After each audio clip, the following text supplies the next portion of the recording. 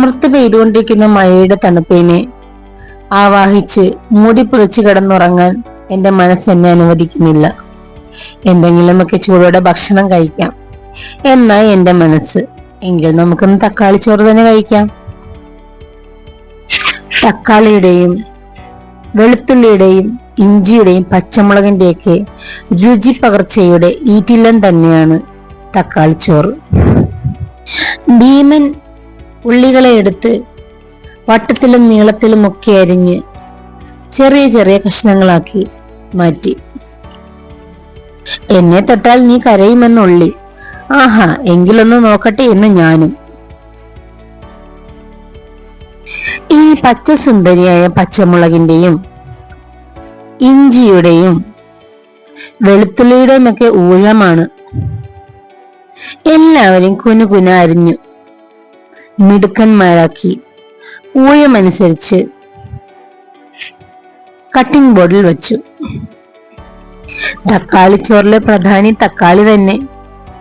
നീളത്തിൽ അങ്ങനെ വെട്ടിയരിഞ്ഞ് തക്കാളികളെ നിരനിരയായി വെച്ചു.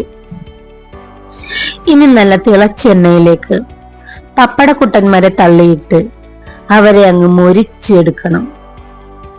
ഓരോന്നോരോന്നായി അടുക്കി നിരത്തി തവിട് പൊടിയാകാതെ പാത്രത്തിൽ തടച്ചു സൂക്ഷിച്ചു.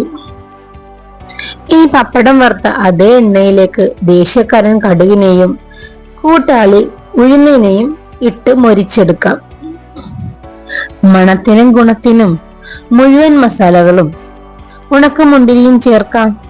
അവരങ്ങനെ നന്നായി മൊരിഞ്ഞു വരുമ്പോൾ നേരത്തെ അരിഞ്ഞു വെച്ച എല്ലാ കൂട്ടരെയും ഒറ്റ ഉണ്ടിന് ചട്ടിയിലേക്കിടാം. അവരങ്ങനെ പച്ചമണം മാറി വഴണ്ടി വരുന്ന സമയത്ത് അരി നമുക്കിടാം. കുതിർത്ത് വെച്ച അരി ആയിരിക്കണം. ഒരു നാഴി അരിക്ക് 1.5 നാഴി വെള്ളം, അതാണ് കണക്ക്. ഇനി മൂടി വെച്ച് വേവിച്ചു കഴിയുമ്പോൾ നമുക്ക് തക്കാളി ചോറ് റെഡിയാകും. തക്കാളി ചോറിന്റെ സ്വാദ് പൂർണ്ണമാകണമെങ്കിൽ പുളിയില്ലാത്ത തൈരും പപ്പടവും അത്യാവശ്യം തന്നെ. സമയം 4 മണി. മഴയ്ക്ക് ശമനമില്ലാത്ത ദിവസം തന്നെ.